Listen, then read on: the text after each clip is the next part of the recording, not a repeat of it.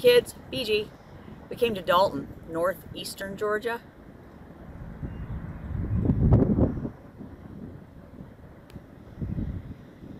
We're going to sample some stuff.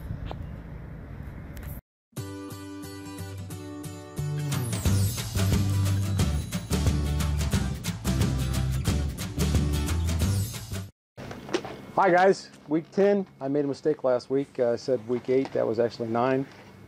This is our 10th. So who's keeping track? Oh, me. Rain Man. Why? Why you gotta call me Rain Man? Wapner. So anyway, this is our week 10. As you can tell, beautiful, beautiful weather today. Had a little bit of rain earlier in the week again, but Day 4 of sunshine. yes, this is the since we've been here, this is the most sunshine, our days, consecutive days of sunshine that they've had since we've been here in 10 weeks. So pretty excited about that. Had another relatively nice week. Quiet. Mom did a lot of work, so we only got out really one day this week. Do some exploring. So we went out to, the first trip was to Van House. You were off on Saturday. Yeah, we little change in the schedule for us. So Chief Van House is one that's typically closed on Sundays, so we couldn't get to see it. So it just worked out this week where I was off on Saturday, and we were able to go up there to that, take a look at that. You want to tell them a little bit about the Van House? Yeah, it was really cool.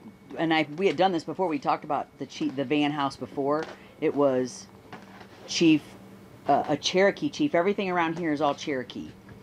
And this man apparently owned different little spots here and there, trading spots. Started earning some more money, and we're talking about like 1700s, late 1700s, early 1800s. He commissioned some contractors to build him a house, and this is the house. It was amazing. We went and looked through all the artifacts. He was actually, Chief Van was, he had a hankering for the liquor, apparently, and he killed his brother-in-law. I don't know why. They don't say why. But then his family, I guess the brother-in-law's family, came and murdered him. So then the son inherited the establishment. They had like 95 they had, how many acres was it? 800 acres, 95 outbuildings. He built a racetrack. He had, I mean, a medicine. He was a shaman also. So they had medicine, like growing weeds and whatever else you need, I guess, to be a shaman or shaman, however you say that. Medicine man. A medicine man, yeah. The house was really cool. The flooring, I got the biggest kick out of the flooring because, you know, when you see cabin masters, or what's that one guy who refurbs all the barns and that. I love that program, but you kind of learn a little bit about when the sawmills came in. 1804 when they built this house, there were no sawmills. I don't think there were sawmills in 1804. These floors are slick as snot. You can't see a hew mark. You don't see the swirl of the saw. They're beautiful floors. And they took us through that whole house. It was just Dad and I and the girl that was showing us the house. You walk in the front door, floating staircase, 3 stories, up to the 2nd floor, and then up to where the kids' room was in the attic. I just thought it was the coolest thing. Plus they had, now I know that my mom, when she was 16, I think she said, that's when they got an indoor toilet. My mother had to go outside in an outhouse. I think that is just weird. They had the thunder jug thingy in their house, but it was an actual seat. Like, this is a Cherokee chief that was fancy. Yeah, it was pretty incredible. One thing, the pictures we're going to show, the floating staircase really isn't floating anymore because after Chief Van, his son, got evicted basically by the government, somebody had purchased several other times before it became a national monument, and they cut a doorway into the cellar below the stairs. So when they did that, they went through a bearing wall, and they had to actually put up a 4x4 to shore up the steps. So it doesn't look like the floating floor now that it did in the 1800s when it was built, Yeah. but it's still pretty impressive. Yeah. That was actually the starting spot. That area is the starting spot for Trail of Tears. So they rounded up all the Cherokee Indians in that area, and you can imagine this is mountainous area, so they had to go through and kind of comb that whole situation, gather them all around that area, and then they headed west to Oklahoma, where they were put in their reservations and that. So fascinating to me that that's where the Trail of Tears starts. Right. Yeah, the other part of that, what you find from the story, is how evil the government back then was with the Indians. They basically sat and waited for Joseph, the son of James, to make a mistake, and they came in and took his property because of a legal mistake. Right. So that's why he lost his property and had to be moved to the reservation in Oklahoma. Yeah. Which, again, you find out that story and you just go, it's incredible how they were treated. Yeah. So.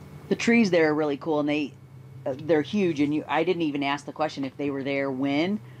Back then, the magnolia trees are massive, and I guess they're oak trees. Massive oak trees. We probably could not put our hands around them. Put things around them. Anyway, they headed the head of the house faced north towards Tennessee. So if the chief had people coming to him for business, it looked like this grand entrance, circle drive and everything. And then from the south, if he had other Indian chiefs coming from the south, it still looked just as grand. Yeah, both sides of the house were main entrances, if you will. Yeah, yeah. The way it was designed was definitely well thought out. Yeah, very shotgun style if you've been to like Mount Vernon, George Washington's home, which I know there's one pictures of our kids when we went to this. They were sitting on the what they call the bowling green. They're sitting on the bowling green. They're like this. Like, this is so freaking boring. And I had lost my shit. I was like, are you kidding me? I have goosebumps looking at this house, the bowling green and the house. I can imagine what he thought after the Revolutionary War when he rode home on his horse. Like, oh my God, I'm finally home. You know, this is great and grand. And the house was the same way. You open up the front door, you can see right through to the back door. And they opened that up for ventilation purposes. But that house was the same way. You open up the front, open up the back. Really, there's only 2 rooms on both sides. But once we got in the house, and it was chilly that day too, once we got in and they closed the doors, you could see the wrought iron hooks on the inside. So if they wanted to, they could just put the little board across the front and they were locked in. Kind of cool. And the middle of the walls were like 10 inches thick, 12 inches thick. Every bit of it. The walls inside. Right. Every bit of it. Yeah. Well, he had a German architect, is that one who actually drew the plans for the house. So again, he was the wealthiest Cherokee in the area at the time. So pretty cool. Yeah, I thought it was pretty cool. Yeah, we had a really good time. Then we left there, went to Dalton. Looking around, found a distillery there. Mom found online. We went down there, had a great experience. We spent, I couldn't tell you, probably 3 hours. Was it that long? Yeah, we spent probably 3 hours my at the distillery. Went in, the old gentleman that was working it. Actually, there was 3 generations working the distillery. There was Grandpa, the son, and the grandson were all working there. Very small operation, but they were a hoot. We had a great time talking with them. Yes. I felt like a grandkid coming in. Grandpa, how are you? Well, come on back. Let me tell you about me.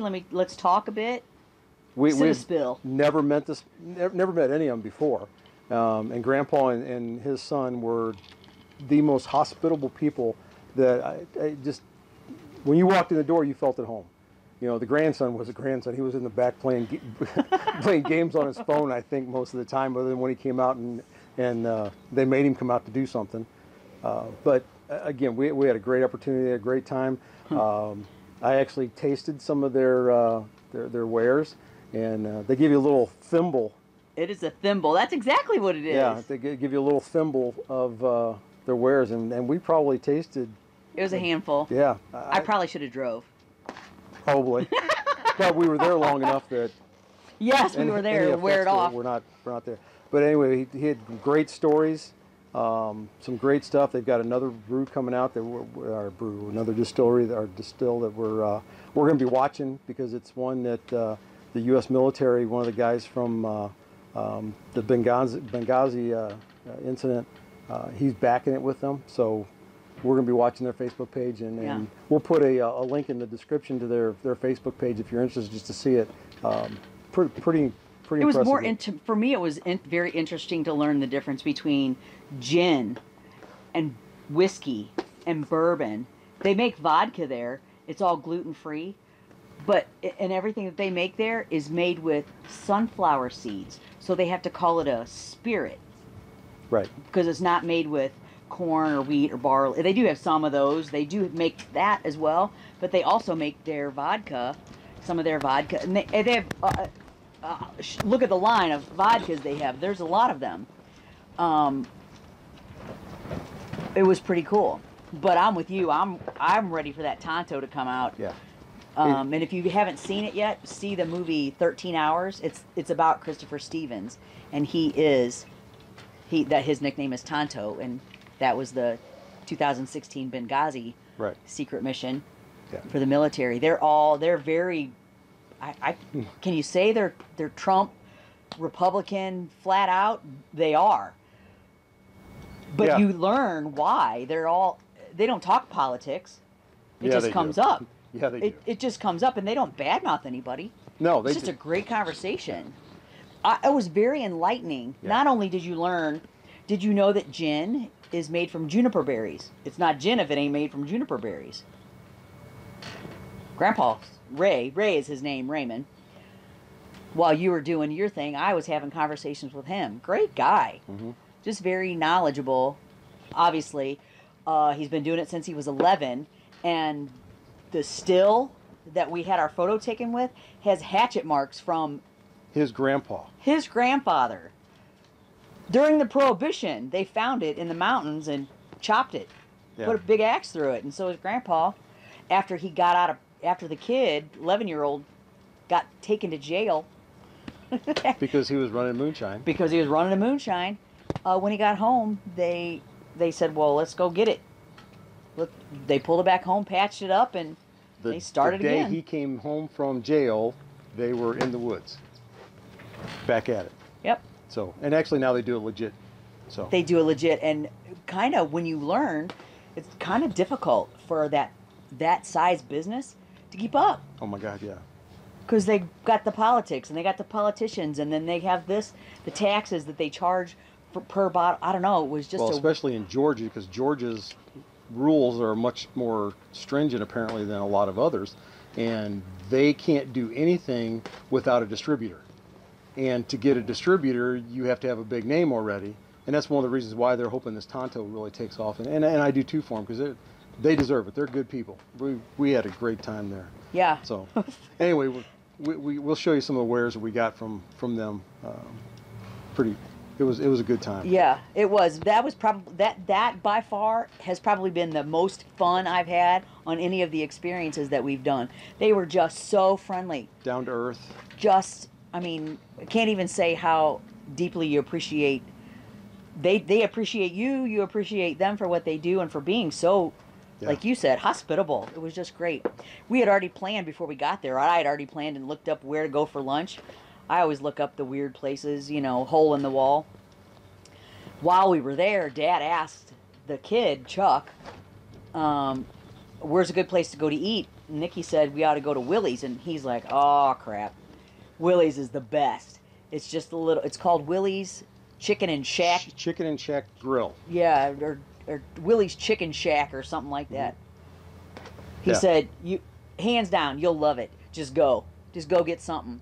He said, I've had their burgers, and it wasn't until... He said he's had everything on the menu, and there was one thing that was on the menu he had never tried, and it was the fat Elvis burger. Big fat Elvis burger. Yeah, he said, I just couldn't do that, because it's a double cheeseburger with peanut butter and jelly, strawberry jelly. And bacon. And he goes, he finally goes, I got to order it. So he went in, he ordered it, and the guy was making it for him. And the guy's from New York. We didn't get to meet him at Willys, but we met his wife, and made him this. And as he's making it, Chuck had asked him, he goes, am I the only moron who ordered this thing? He goes, no, actually, it's one of our best sellers.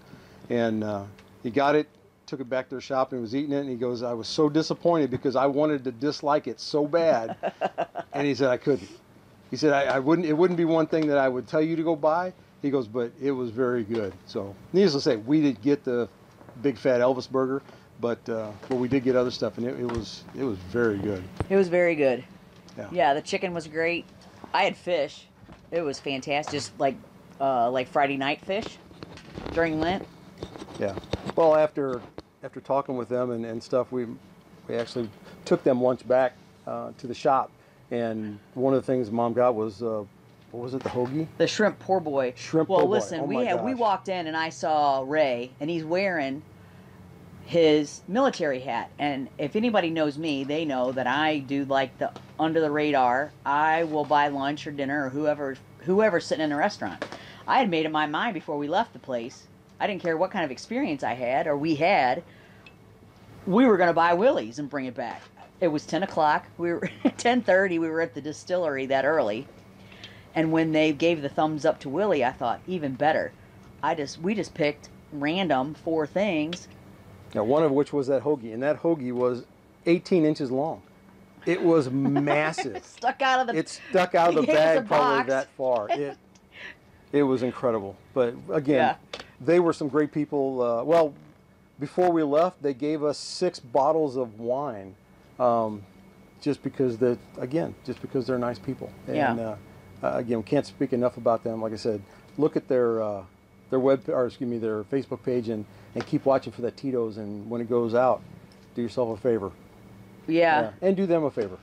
Yeah, we're definitely going to. It'll be good. Yeah. So did that, and then obviously had to go down. I shouldn't say obviously. We had to go an hour and a half out of our way because somebody needed to get some material for little CC. So went down there and found a fabric shop. Okay, Atlanta manufactures a lot of textiles.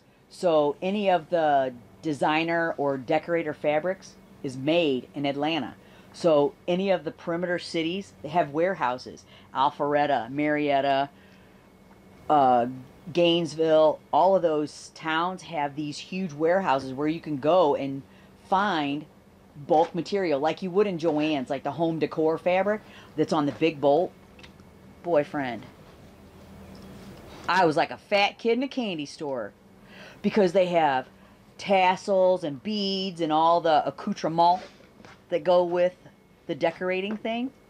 And the baby needs curtains, so that's what I did. And it was right next to an ice cream store. Yeah, of all things, was it Four fat cows. 4 fat cows ice cream.